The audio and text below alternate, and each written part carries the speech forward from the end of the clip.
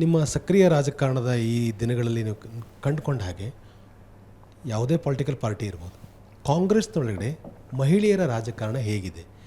ನಿಮ್ಮ ಅನುಭವದ ಮೇಲೆ ಹೇಳಿ. ಕಾಂಗ್ರೆಸ್ನಲ್ಲಿ ಮಹಿಳೆಯರ ರಾಜಕಾರಣ ಮಾಡಲಿಕ್ಕೆ ಸೂಕ್ತವಾದಂಥ ಸಂದರ್ಭ ಅಥವಾ ಪರಿಸ್ಥಿತಿಗಳು ಇದ್ದೇವೆ ಹೇಗೆ?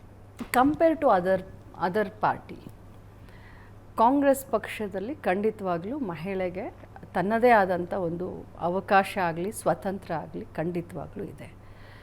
ಇಲ್ಲಿ ಮಾಡಲಿಕ್ಕೆ ನನಗೆ ಆಗುತ್ತಾ ಇಲ್ಲ, ನನಗೆ ಮಾಡಲಿಕ್ಕೆ ಕೊಡ್ತಾರಾ ಇಲ್ಲ ಅನ್ನೋದಕ್ಕಿಂತ ಎಟ್ಲೀಸ್ಟ್ ನನ್ನ ವಾಯ್ಸನ್ನು ಕೇಳಿಸ್ಕೊಳ್ತಾರೆ, ಕಿವಿ ಕೊಡ್ತಾರೆ, ನಮ್ಮ ಮಾತನ್ನು ಅರ್ಥ ಮಾಡ್ಕೊಳ್ಳುವಂಥ ಪ್ರಯತ್ನ ಮಾಡ್ತಾರೆ.